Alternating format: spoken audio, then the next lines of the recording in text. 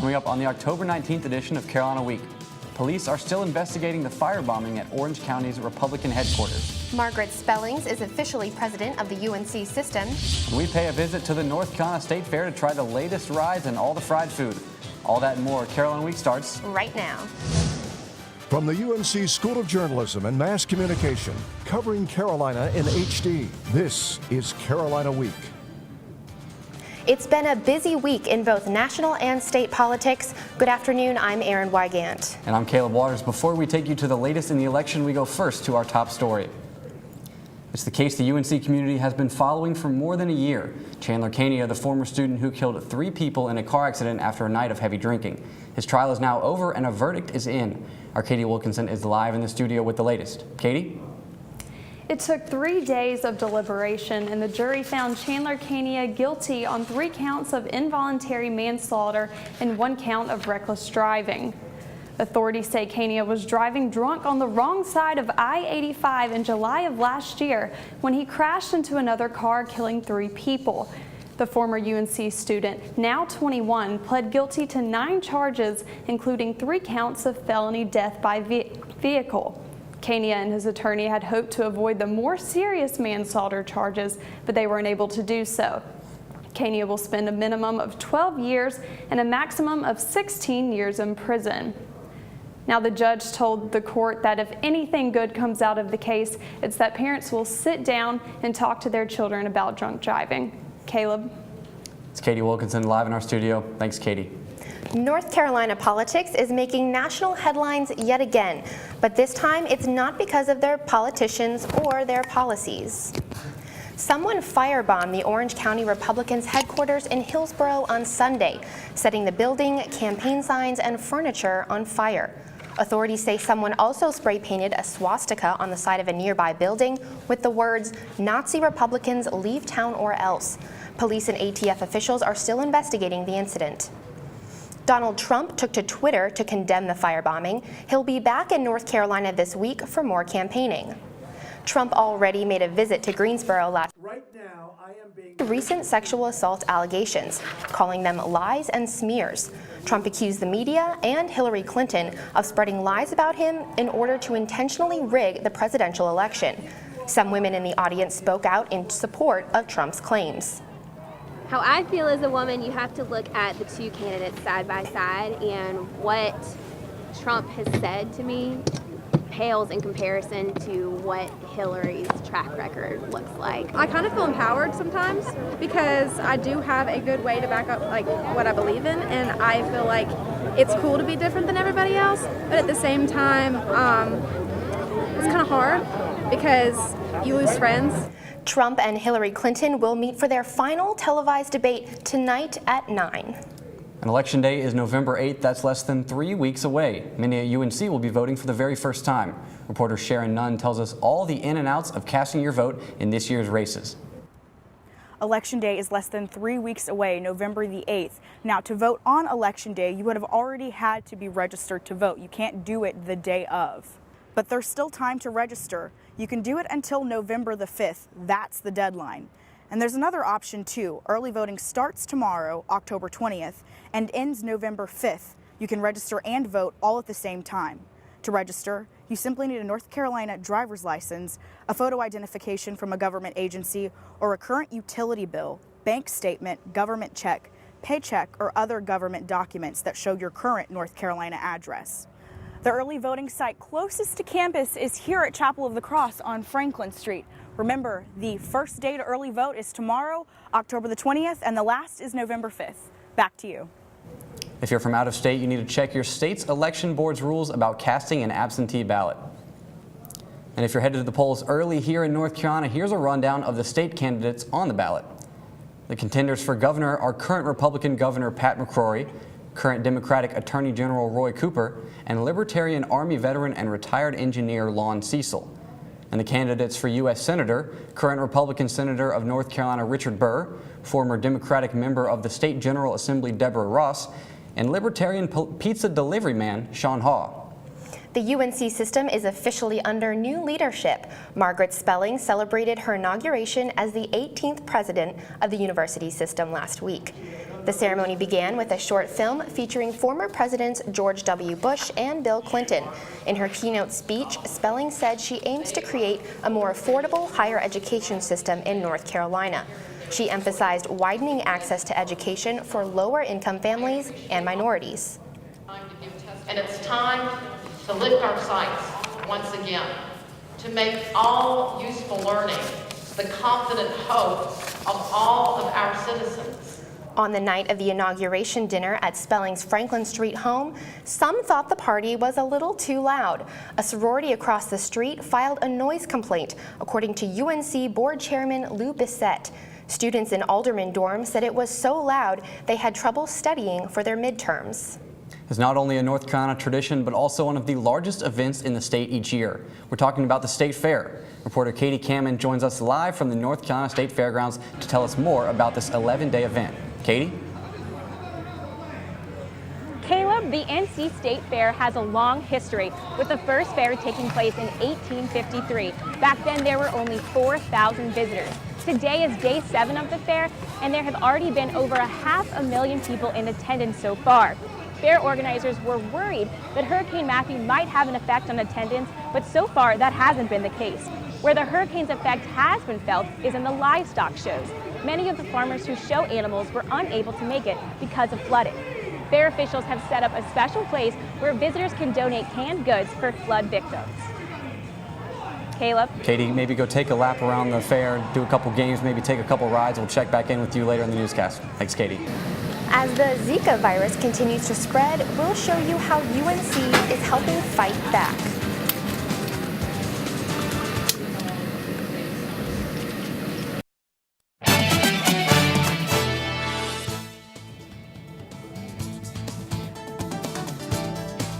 Almost 2 weeks after Hurricane Matthew passed over North Carolina, 26 deaths have been reported and more than 2,100 people are still in shelters due to floods. At the moment, early estimates of property damage and lost business are in the billions of dollars. Here on campus, university officials are working with the women's lacrosse team to help with the cost of 19 totaled cars from flood damage. The lacrosse team players' cars, parked at Finley Field while the team was away, suffered severe flood damage. The cars were completely submerged in water from Hurricane Matthew. The university will be covering the deductible cost for each totaled car.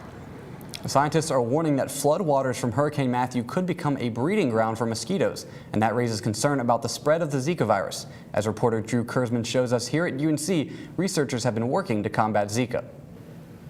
Know your enemy, the old saying goes. Helen Lazier has been studying hers for years. Here, in the top floor of the Burnett Womack building, Lazier and her team are busy at work, unlocking the secrets of the Zika virus. This is a virus that we knew almost nothing about just a year ago. I think the pace of discovery in the Zika virus field has been astonishing. Virology research often means infecting and testing lab mice. The problem? Zika researchers quickly found that lab mice can't get sick from Zika. But Lazier found a solution. She bred a particular line of mice with damaged immune systems, which researchers could then successfully infect to study the virus. Countless labs have since used Lazier's mouse model. Lazier's been studying mosquito-borne viruses for 7 years, but some members of her team are newer to the scene. Cesar Lopez joined Lazier's team in May. He's currently searching for similarities in Zika virus and dengue fever. It felt like every day I was coming in, we were learning something just completely new. The CDC estimates there are nearly 30,000 cases across U.S. states and territories, a number that Lazier thinks people need to take seriously. I don't think I would call this a Zika scare because it is a real concern, but this virus is unlikely to completely go away, and I would expect it'll be something we'll be hearing about for quite some time. With the coming winter months, mosquito populations are expected to drop, and that means a lower chance of Zika transmission in the U.S. But that won't slow the efforts of Lazier's team to find the answers she's after. In Chapel Hill, I'm Drew Kurzman reporting. Lazier says UNC researchers are currently developing a new mouse model, one that should help them study risk factors leading to Zika infection. Road construction that started this summer is still going on in Chapel Hill. Construction is taking place on Rosemary Street between Henderson Street and Merritt Mill Road. The project is aimed at widening sidewalks, improving sidewalk ramps, installing pedestrian light fixtures, and repaving the street. Construction is expected to continue through the end of the year. Franklin Street is famous for its shops and bars. But there's a new addition coming soon that many are saying is long overdue. Our very own Katie Wilkinson has the story. It seems there's always something under construction in Chapel Hill, but now there's one project that stands out and that residents can't stop talking about. We have a national brand, recognizable brand, very popular brand coming to Chapel Hill. Carolina Square will include 3 buildings, a public square, and more than 200,000 square feet of office, retail, and residential space. The most significant part of Carolina Square will be the Target located on the first floor. The Target takes up about half of the available retail space in Carolina Square, and that will serve as an anchor and hopefully will draw other retail businesses. It's a $120 million project that will add 800 parking spaces, 30 of which will be designated with the red Target bullseye. It's going to be so much more convenient than driving 20-25 minutes to Durham just to get the same things. The project is expected to bring in more than $1.78 million in gross tax revenue and serve as the downtown area's only true grocery store. In Chapel Hill, I'm Katie Wilkinson reporting.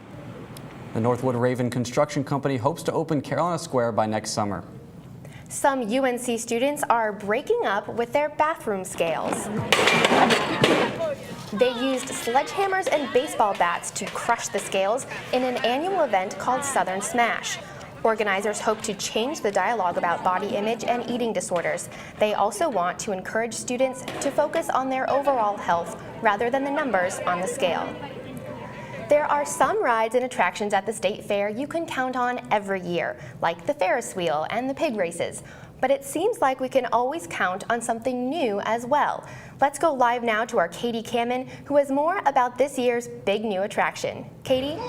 Erin, you see these colorful chairs in the air behind me? This is called the State Fair Flyer, and it's new this year. It's basically like a ski lift, and it takes people from one side of the fair to the other. It goes a quarter mile each way. This is a permanent addition to the fair, and the hope is that these 127 chairs in a continuous loop will help alleviate foot traffic. It's $5 for one way and $8 for a round trip. Just one of many of the debuts of this year's fair, but definitely the most talked about. Erin? Thanks, Katie. It looks like a great day at the fairgrounds. We've had warm temperatures this week, but will it last? Meteorologist Alex Comment will tell us what to expect. That's up next. What? We're ready. What is this? Deep fried alligator? Deep fried alligator.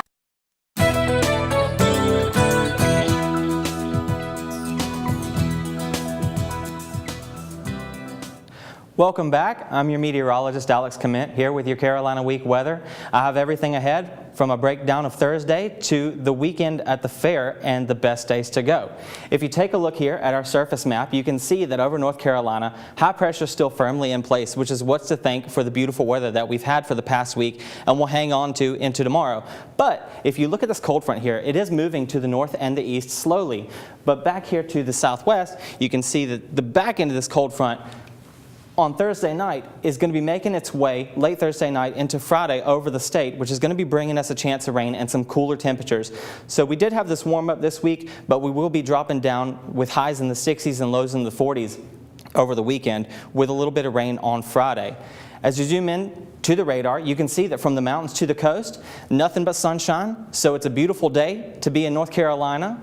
Today, we topped out around 87 degrees. Sunny, winds light and variable. Tonight we're going to keep those light and variable winds and clear skies, but we're going to drop down to 62.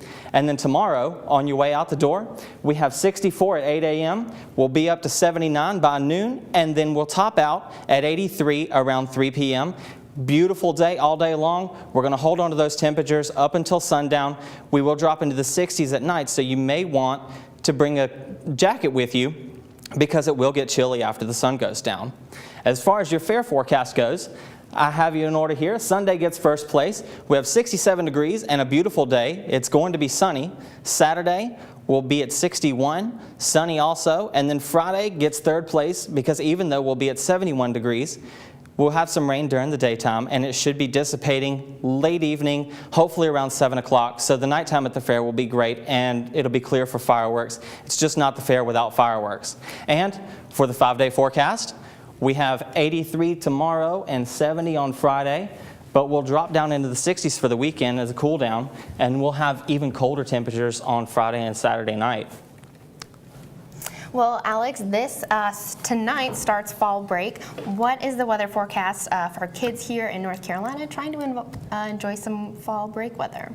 Well, I wouldn't pack your shorts up just yet, but I also wouldn't put your hoodie away either, because you'll need shorts for the daytime.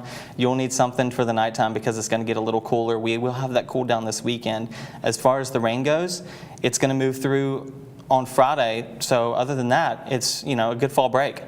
And now we're in October, going on November. When can we expect it to really get cold and stay cold? To be honest, we live in North Carolina. There's really no way to tell you that. We can wear snow boots and flip-flops in the same week. There you go. Thanks so much, Alex. Absolutely. What's better than the gridiron and the hardwood? Not much. Football had a big win, and basketball season is just days away. We update you about the big money sports when Carolina Week returns.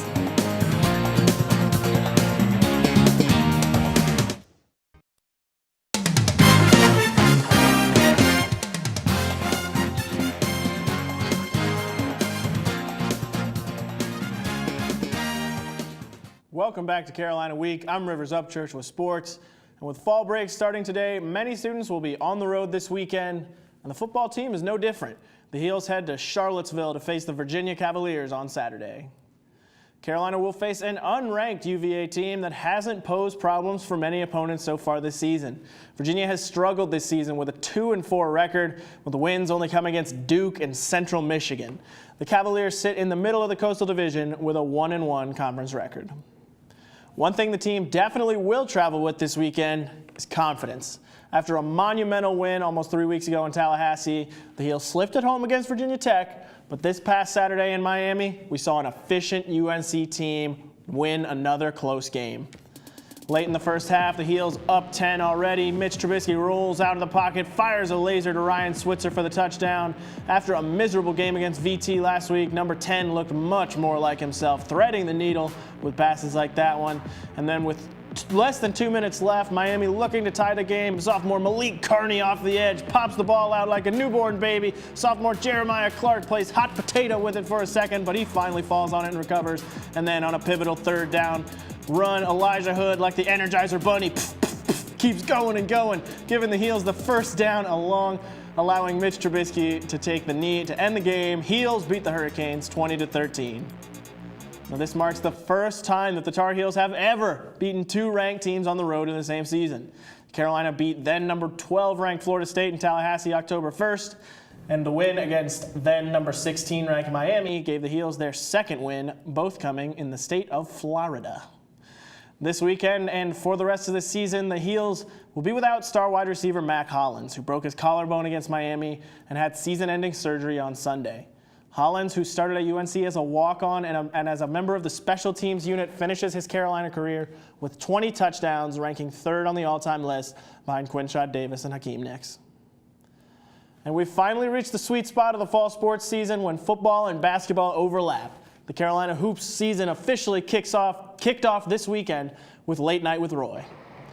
The evening started as all my memorable nights do, with a little bit of dancing. The women's team got the crowd fired up, warmed up for the main event, a Theo Pinson, Joel Berry dance battle. Joel with the sailor outfit. Got the crowd pumped up. A new element this year was a skills competition featuring a three-point shootout and a relay race. That's former backup QB Candler Coker throwing the helmet on, a true two-sport athlete. And it was all smiles from the players and fans alike during the, well, less than serious activities.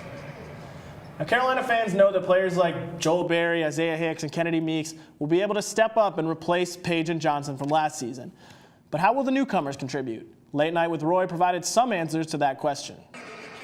Fans have waited months to see the freshmen in action, and they didn't disappoint. Five-star recruit Tony Bradley got started early, scoring on this alley-oop on the first play of the game. And Bradley did his best Bryce Johnson impersonation with the soft shooting touch as well. And then 6'2" guard and former mixtape sensation Seventh Woods showed he can make immediate contributions with outside shooting like that and his ball handling ability. And finally, Georgia native Brandon Robinson showed his ability to attack the rim through traffic, long and lanky, kind of like Justin Jackson. Coach Williams got to see how his first players handled the Dean Dome environment in front of thousands of fans. Now here's how those freshmen probably fit into Carolina's starting lineup. Bradley and Robinson will most likely see considerable playing time behind Meeks and Jackson coming off the bench, respectively. And Woods, along with Nate Britt, Kenny Williams, and Luke May, should all also come off the bench and supplement the starting five of Hicks, Meeks, Jackson, Pinson, and Barry. All right, so Rivers, give us the lowdown. What do you think are the real chances for this year's basketball team coming off that national championship runner-up season last year? Honestly, expectations are a little low this year. Unfortunately, the very clear front runner is that team 9 miles down the road for the national championship. You hate this to season. see it. No, not, Coach K, he gets them ready. But Roy's got some good players coming back. Joel Berry and Justin Jackson are going to have to carry a lot of the scoring load. And maybe this team will have a little more outside scoring with guys like that carrying the way. So we'll see how this team develops. Yeah. Great. Well, thank you so much, Rivers. Thanks for having me. Headed to the State Fair this week? Well, don't miss out on the new food and vendors. Up next, we'll give you a taste of some of the items you'll just have to try.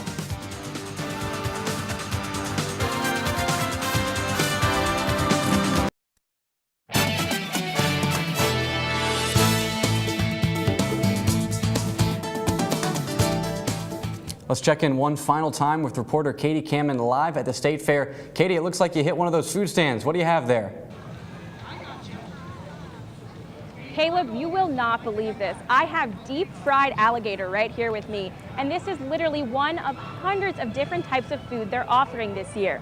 You've got your State Fair classics like turkey legs, candy apples, and hot dogs. But this year, 17 new vendors are here, serving foods like bacon pimento cheeseburger egg rolls and bacon wrapped grilled cheese. Now, when you think of fair food, you don't normally think of seafood, but sellers this year are selling things like crab dip and fresh crab. And the food that's been getting the biggest buzz this year, deep fried Jell-O. Caleb? Deep fried Jell-O. Wow. Thanks, Katie. That was Katie Cameron live at the State Fair.